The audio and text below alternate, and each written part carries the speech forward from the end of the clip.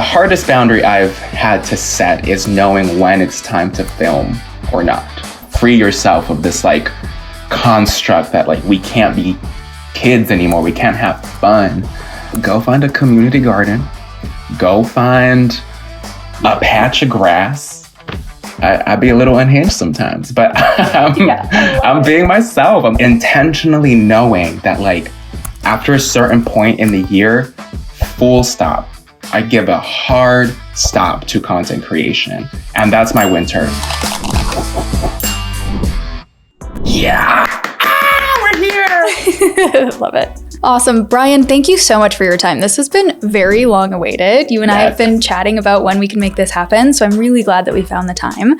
And I'm just going to dive right in. You have this incredible energy and humor that you bring to your page, but also kind of just in life. So I want to start with like that. To me, when I look at your content, is kind of your calling card. Like that is your brand. Yeah. And I'm curious, like, how did that come to be? Was it really natural, or did you sort of have a decision point where you were like, this is me and this is the thing that's going to make me stand out? It's funny because like, well, first, I'm very excited to be here. Thank you for having me. I'm so excited to talk all things about creating content and building a life around creating content.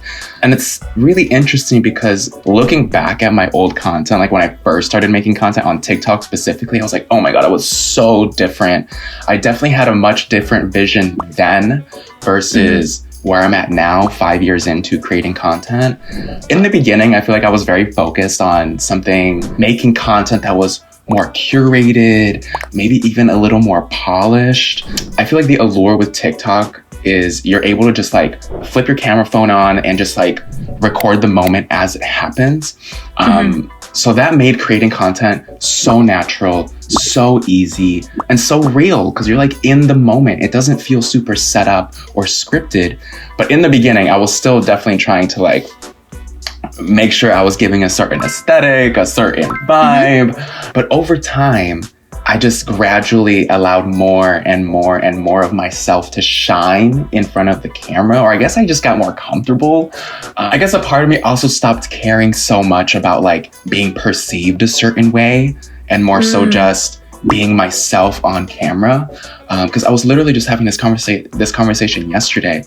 There are so many people who are doing the same, I guess, niche or realm that you're in, whether it's cooking, whether it's acting, whether it's gardening. But I feel like what people really gravitate towards isn't necessarily what you're teaching. It's that you are the one that's teaching it or sharing it because your energy is what they are drawn to. So I'm very grateful that over the years, I've just allowed more of myself to shine in front of the camera. I've gotten a lot more comfortable. I've become a lot more myself. And that's what people love. That's what people crave. That's what people want to see because they want, I guess, to see themselves reflected back in the content that they're watching, right?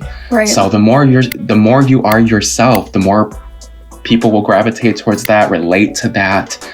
And yeah, I guess also relinquishing the idea that once you start creating content, you're trying to like cater to everyone, which is impossible. Yeah. The best piece of advice is really just be yourself and your audience will naturally find you. Yes. My favorite platitude is if you try to be everything to everyone, you're nothing to no one. Exactly. And that's kind of painful because at first you're like, well, I want everybody to love what I do, right? Like you're not doing things that are ultra controversial. There shouldn't be a reason that people dislike you. So you just want everyone to love you.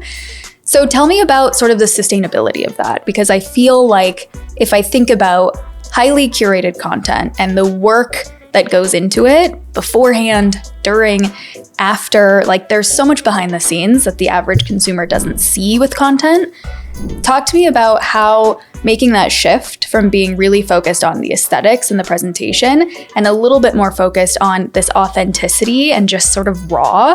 Like, how did that change your relationship with creating content? Oh my gosh, I actually wake up and like want to make content, you know? Because like I guess when you relinquish that idea of like trying to please everyone or trying to have everyone love you, which is very unsustainable, when like not everyone needs to love you, okay? Let's start there. But two, just relinquishing yourself of this pressure of like needing to be perfect or needing to be, again, loved by everyone, just allows the creation process to flow a lot more naturally. It makes it much more fun. It makes it so much more enjoyable. It really comes down to, it's like, I guess in the beginning, and I also come from a photographer background. I was a freelance photographer years prior to creating content. So like the perspective there was to make everything so perfect, so polished, so like aesthetic, Mm-hmm. And I had like inner quarrels with that, because like the reason I got into photography in the first place and just being a creative was to create art authentically and create spaces that allowed people to be their authentic selves in front of the camera. So having that background and then going into content creation and then being on the other side of the camera, it just like shifted everything. And I feel like I was finally living in that space that I would like desire to create for other people. It was like, it felt like an epiphany moment when like I have a lot of those in the garden, but especially when it came around creating content. But yeah, relinquishing that pressure of wanting to be loved and adored and just, I guess, seen. It's very natural, of course. It's part of our nature. But relinquishing that really allows the creation to come a lot more naturally. And again, you'll find your people. You'll find the people that like really gravitate towards the energy that you put out. And those are the people that you should really be focusing on. That's the community you should be focusing on, the one that embraces you, not necessarily the one that's wanting you to do things differently or not liking what they're seeing. Like, those aren't your people. No, if your people are not the people that are going to try and mold you and change you into their perception of what they think is a good creator, a good influencer. Okay, you're already going there. I want to know more about, like, it sounds like the key thing is really authenticity and finding a way to allow your personality, whatever it may be, to come through. And there's a direct impact then with the kinds of people that you attract. So tell me more about kind of what it's been like to see the community around you grow and develop as a result of you kind of embracing these parts of yourself that at first maybe weren't at the forefront and now are really kind of your guiding star. Yeah. Well, it's something really beautiful that happens when you build a community, especially, I guess for me, in terms of like gardening. Like, that garden doesn't necessarily feel like just my garden anymore. It's like me and millions of other people's gardens. So it really helps build confidence in what you're doing, because like if so many people like what you're doing and are embracing what you're doing, like you're doing something right. And I guess more so, the real joy that I find within content creation is the impact, like the true impact it has on people's lives. Like, I'm teaching people how to garden. I'm teaching people how to grow. I'm teaching people how to lead a life full of abundance, and seeing how that helps manifest goodness and joy in their lives. Like, seeing people in the comments, just hearing them say like, like, I go to the grocery store now and I just think abundance in your voice every time I'm picking produce. Or when I'm in the garden, even if I'm picking one pepper, I hear abundance, your voice saying abundance in my mind. And that just like, abundance is such a powerful word. It's such a powerful belief system and ethos. It's like having overflow. It's having more than you could ever imagine. Having so much that you're able to share that joy, share that overflow with your community and the people you love. So that being like the essence of like the content that I create and seeing the impact that it's having is a huge, huge, huge driver for why I keep doing what I do. Like, at the end of the day, I'm grateful I'm a content creator and it's able to sustain me financially. But the real essence, the real core of it is the impact I'm able to have on people. And everything else just kind of follows, you know? Okay, what kept you going in the moments where you felt really excited about the thing that you were doing, embracing abundance in your own life and kind of uncovering it for yourself, and you didn't quite yet have those people in the comments giving you these green flags along the way about the impact? I think a lot of people quit right before they quote unquote make it, or right before they unlock that thing. So yeah, what sustained you on the path from, you're getting 10 views, you're getting a comment, your mom is liking it, to where you are now, where you have millions and millions of people in your community across multiple platforms? Yeah. Well, it's interesting because like I didn't dream of becoming a content creator. It really feels like it's something I just like stumbled or fell into. Because like in the beginning, the reason we started this garden was because of the pandemic, was for survival and self-sustainability in that regard. So there wasn't really like this incessant like need or desire to like make it big as a creator. It really stemmed from just wanting to share this journey, share this path, share something that I'm passionate about, and whoever's gonna see it's gonna see it. It wasn't so much just like, oh my God, I have to make it, you know? So when things started to happen and like this momentum started picking up, I was like, oh my God, it was exciting. It was surprising. It was a rush for sure. And I just kind of like have been riding that momentum, riding that wave ever since. But there definitely are moments now that I'm further down in my career, I guess, that there are some days where I put so much energy into a specific piece of content and it doesn't perform well. And it's like, like you put so much energy into it. You had such an idea of like how people were going to react to it and it doesn't do well. And that can be so debilitating, very discouraging. I guess 2 tips. 1, delete it and repost. Try again. It never hurts. A big part of it too can also be timing, like what specific time of day you post where like your audience is most engaged, if you want to get more technical about it. But 2, if a piece of content doesn't perform the way that you expected it to, just take that as a signal to try something new, like keep experimenting. Because I feel like what it really comes down to, like when my content first started doing well, I feel like there was a specific formula or like a specific way in which I make content that worked for me and that worked for the social media algorithms. And I feel like what people were really drawn to, again, more than anything, was just the authenticity of it all, like the genuine joy that they saw or witnessed or felt or experienced watching my content. And that sprinkled on top of all the other things that people don't see, like the 3 takes it took to like get a specific shot, or all the editing that goes into it. Like all of that working together is my specific formula. And that works for the audience that I attract. What you create, what anyone else creates, it's going to be very specific to your formula, how you make content that feels good for you, and the type of audience that it's going to attract.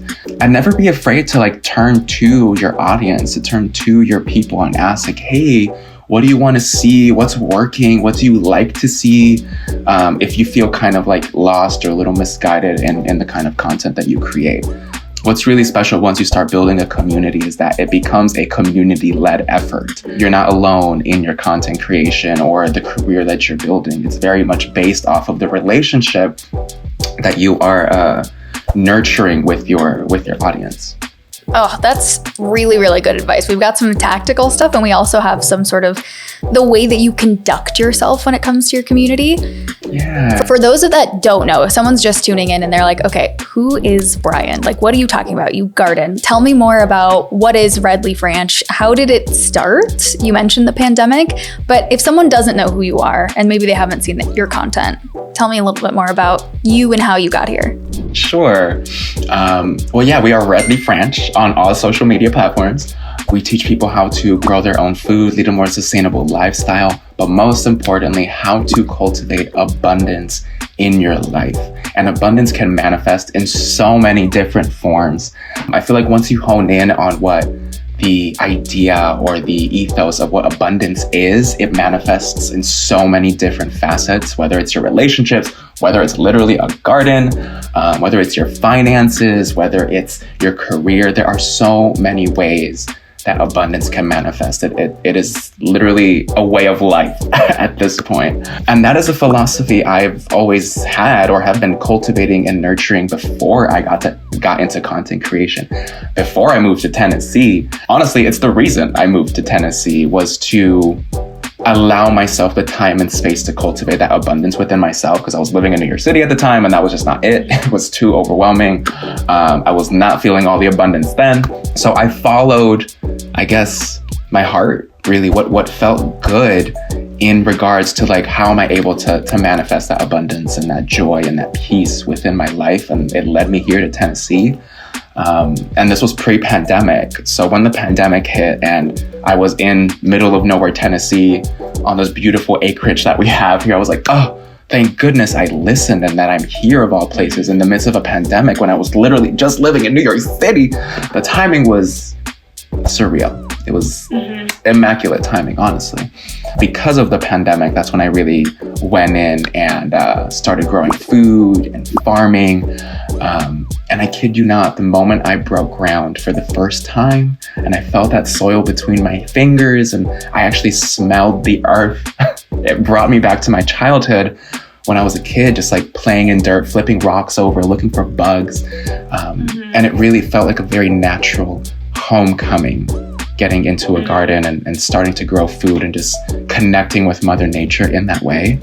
And about a year later, I started sharing that journey of reconnecting with nature, cultivating abundance. And it really just, what felt like overnight, it just exploded. I think in like May of 2021, we had like 1,500 followers before the start of the season. And by the end of that summer, we had over 1 million. It exploded. And it was just, I guess it was really an affirmation to the decision I had made to move here and to pursue the path that I decided to pursue. And it really became a passion. And I think that's what people really gravitated towards. They really sensed the passion in what I was doing, the love, the joy, the excitement. And now me and millions of people are cultivating abundance together. Okay, I've heard you say this concept of reawakening your inner child or like playing again. Yes. I feel like a huge part of what resonates, at least for me when I'm perceiving your content, is like, okay, if I think about a day-to-day, I am sitting in a closet, like I'm literally in a closet. I'm an audiobook narrator, so I'm literally in a closet. I can't see outside. And then at the end of the day, I'm like, oh, it's just been me and all of these voices all day.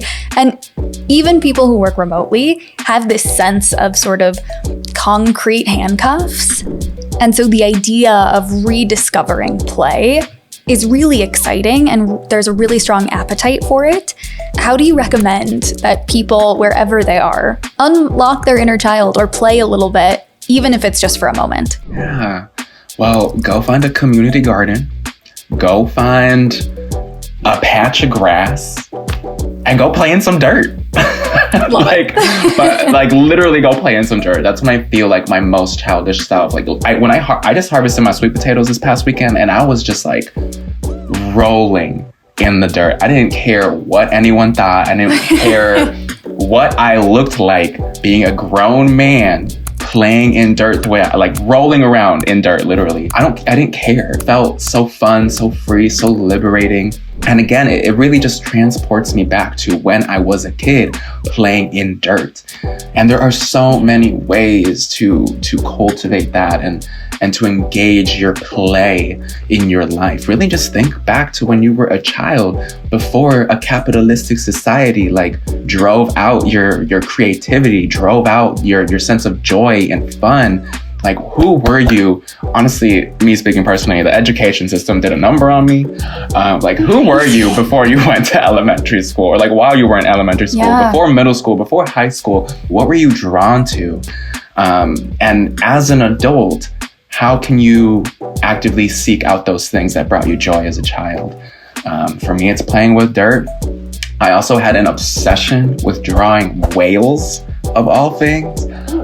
So now I love, like, everywhere I go, I look for little whale insignia, whale planters, whale this, whale that. Dolphins too, had an obsession with dolphins. But just like remember those things from when you were a child and actively seek out ways to engage with that as an adult, awaken that inner child, free yourself of this like construct that like we can't be kids anymore, we can't have fun. And that in part also plays into why I love what I do, because creating content, especially in a garden, it just feels like I'm playing. Like I don't take anything so very seriously. I'm really just like on the cuff, shooting my shot in front of the camera. Whatever comes out is going to come out. I'm just like allowing myself to be and expressing whatever I feel in that moment. Completely unhinged, uninhibited. And that really comes across in the content. Yeah. It's like, I'd be a little unhinged sometimes, but I'm being myself. I'm letting my inner kid free and frolic in a garden, which is like where kids are meant to be in the first place, outside playing. So being able to cultivate that as an adult, as a grown-up, is so important. So important. And it will come across in not necessarily just your content, but like in who you are as a person and how you come across in the relationships around you. Yeah. Let it free. Yeah. Let it free. I hear you saying it's important to get out of your own way sometimes, because the things that we've learned as we come into adulthood are not all things that we need to take forward into the future. Yes. And so if you just take the time to reflect on the ways that you can let go, be uninhibited, you might discover moments of joy, whether that's in content creation, whether that's in play, whether that's at work. The way that you show up will change. It can really surprise you, the things that you find joy in. Like I have a friend who picked up crocheting a year ago, and it's become her whole obsession now. She loves to crochet and just making garments in general. She got herself a sewing machine, and it's something she never really expected herself doing. But really just allow yourself also the freedom to explore. Like if you try something and it doesn't necessarily, I guess, tickle your fancy or like get you excited or bring you that joy, that's okay. And move on to the next thing. Or if you do pick something up and like you get into like that little mode of like, maybe for like the first week or two, you're like so in it, so invested, like you love it, you're excited about it. Allow yourself to experience that. And then if that dissipates or fades away, that's okay too. Something I just saw recently, I don't necessarily know if it's super related, but if you have a tendency of being that person, before investing all this money into whatever craft you are trying to get into, get stuff secondhand. Or literally, I literally saw a library that also, on top of checking out books, they allow people to check out equipment, crafts, tools to like try things with. And I think that's such a cool and fun way to like help nourish people's creativity and exploration in that way. Yeah. Your local public library is so underrated. So I'm hearing you say, see what kind of resources. Yeah. What kind of resources are near you, whether it's the library, whether it's a community garden. I'm also hearing you say things even like the concept of abundance are so clearly related to like what does the garden produce, but also go way, way, way beyond to the concept of gardening or the act of harvesting. What other lessons or things that people really need to know about gardening that can be applicable to life have you discovered and that you want people to know? Oof. Well, there are two that come immediately to mind. One is patience. Give yourself grace. I feel like we live in an era that's so... because of our phones, honestly, because of technology and this... these dopamine hits we get every time we scroll. We are so conditioned now for instant gratification. Grubhub too, or like even Netflix, like everything just being so readily available to you. Gardening is not that. No. That pepper plant, that tomato, that cabbage is gonna take a few months, Pookie. It's gonna take some time and energy and consistency for whatever you plant to grow and reach maturity. So really give yourself grace, allow yourself patience for things to grow and also for yourself to make mistakes. Wonderfully enough, in the garden, there is compost. So if you mess up, if something dies, if something doesn't make it, throw it in the compost and it will feed life back into your garden one way or another. It's so cool to see because like literally your failures become a part of your success in the garden. And that is so reflective of life. Like allow yourself to fail, allow yourself to make mistakes, and give yourself grace along the way. Another thing that is reflected back at me we are entering it now is the beauty of winter. Oh my goodness, the beauty of winter. Growing up in Chicago, I lived in San Francisco for a few years, and I lived in New York as well. Literally since the day I was born, my life has been very fast-paced. Like, I've always kind of had to be on the go to make ends meet, to survive, really. But one of the interesting challenges that I was faced with when I moved here for the first time was how much downtime and how much quiet there was. I was not used to that. And I actually felt guilty or ashamed for taking so much time off, per se.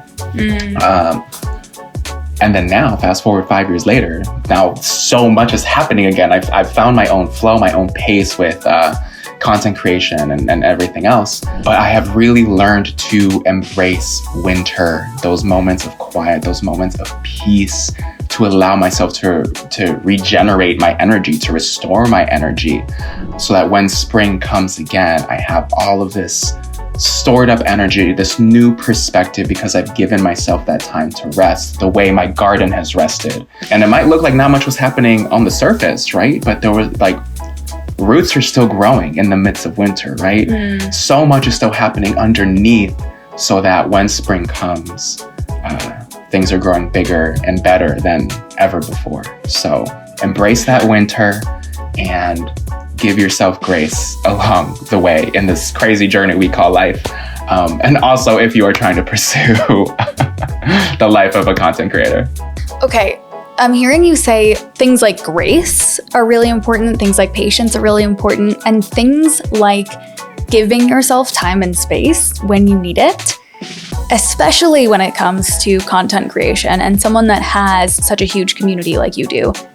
How do you set up those boundaries? Like, what does it look like to get off of your phone? And what does it look like when you're really in it? And how do you distinguish between those moments or those seasons?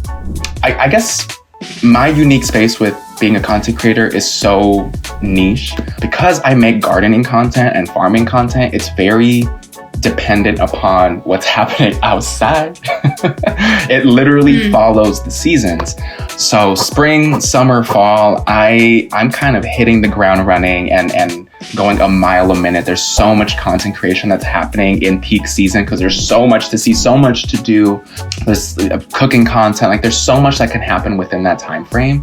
And I give so much of my energy within that time frame, intentionally knowing that, like, after a certain point in the year, full stop, I give a hard stop to content creation. And that's my winter. So I guess piggybacking off of what I said prior, like embracing those winters, I literally give myself a hard stop over the winter for like 1, 2, sometimes even 3 months.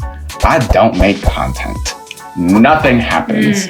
I allow myself to miss it again. Because you can imagine, by the end of the season, gardening is so physical. And then to create content, so much content on top of that, it is a burnout like I have never experienced before in my life. But I really have to capitalize on the moment. Like I can't really take as much time to rest as I would like to over the spring, summer, fall. Because like, you got to make it happen. You got to make that content. You also have an entire garden and farm that's you are responsible for that will die without your care. So there's so much that goes into it, that I make sure I prioritize those spaces and time for rest, for recharging. And I guess another part that really helps keep myself sane while I'm in the heavy flow of creating content is, let's say, this is a little more, I guess, technical maybe, but I'll post a piece of content, and personally I can only allow myself the first 10 minutes of that piece of content being live for me to engage with it, like answering comments or like being on my phone, and like after the engagement, and then I'm like, okay, I just spent 2 hours editing that piece of content. It is now live. I've been engaging. I'm done. Like that's hard, full stop. And then I'd go do something that doesn't even involve my phone. Well, I was gonna say like listen to an audiobook. I've been really into audiobooks, but that's on the phone. But still, I'm not like on the screen like that. Or I just go outside. I like be in my garden, be present in my garden. The hardest boundary I've had to set is knowing when it's time to film or not.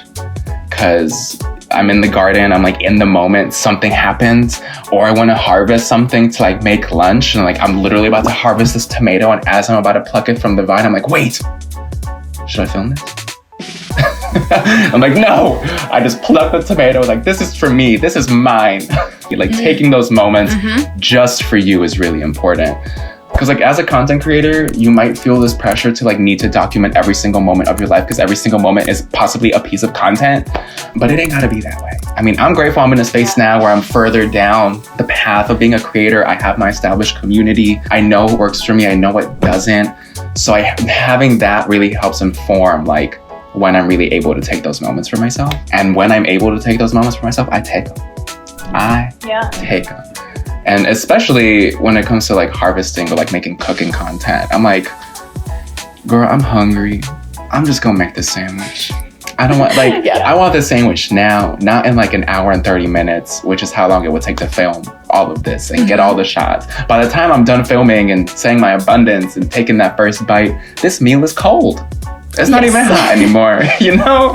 I want a nice hot meal right now, so I'm gonna take it. And I'm not gonna feel guilty about it because I'm gonna be fed. It's gonna taste good. If anything, I'll snap a photo, I'll post it in my story so they get something, you know? But it's really just balancing those moments between like knowing when it's time for you and when it's time for your community. You have to set that boundary because you cannot pour from an empty glass. Take the time. Take time for you. Okay. I love that. Finding moments that are really just for you and finding moments that you want to share. You mentioned burnout. What has been some of or one of the hardest things about building this brand and this presence and this platform online? That's interesting because like, I guess I'm just so comfortable in it now that not much of it feels so hard. Well, or was there ever a moment that you wanted to quit? Actually, I will say, I can only say that because I'm not doing this alone. And like, I'd say like maybe 2-3 years back, you know, being a content creator isn't just making the content. It's like balancing everything that happens around content creation. Negotiating brand deals, actually editing the content, filming the content, engaging with your audience, having a life outside of content creation. So getting extra help along the way has really helped alleviate a lot of that stress and pressure. Like getting a team, getting an agent for your brand deals, someone that you trust, getting someone to help you with your video editing if possible.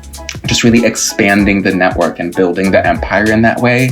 Because the saying, it takes a village is so real. It really does take a village. Because you can only do so much on your own. I think the saying is, if you want to go fast, do it alone. If you want to go far, do it together. That is so real. That is so real.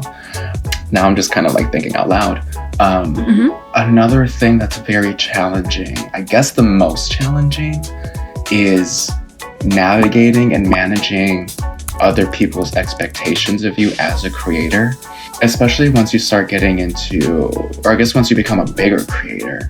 It's hard to balance making content that you want to create and then making content that you feel is so important that needs to be created, in terms of like, whether it's like spreading awareness, doing something for a good cause, speaking on your political beliefs, fighting for justice or fighting for things that are right.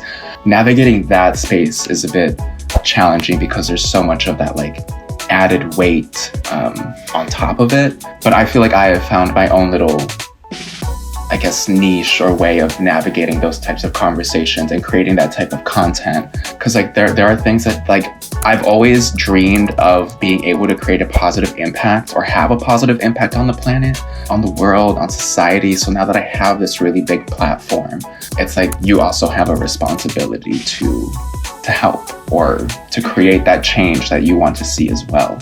So it's not always just like the happy, go fun, go lucky, like abundance. You know, there are moments where you gotta like step back, and at least for me personally, like I wanted to step back and really see like, how can I use this as an agent for change for like to have a good impact on the world. And I guess that's been the harder side of being a content creator, is the responsibility that comes with it. Because you don't, like, you also owe it to your community, you know, like you wouldn't be a successful content creator without them. So nurturing them is very much a part of and I guess, nurturing them and spreading awareness and informing them on things that impact what you create content on specifically, I guess, to keep it on brand. Yeah, I'd say the more challenging side of things. Thinking about your experience when you were just doing this all by yourself, were there ever moments that you wanted to quit? And how has your experience shifted or changed now that you have other people supporting you in like keeping this ball rolling? Yeah, it's like a whole empire now. Yeah. Well, it's really like 3 people, but still, it takes a village. Yeah. There were definitely moments where I wanted to quit, or I didn't even feel the energy to pick up my phone, record, edit anything, even open a social media app, because everything's so loud and overwhelming at times. But I'd say the thing that really keeps me going is knowing like this life is possible, the life I'm living is possible because of this career path that I've fallen into.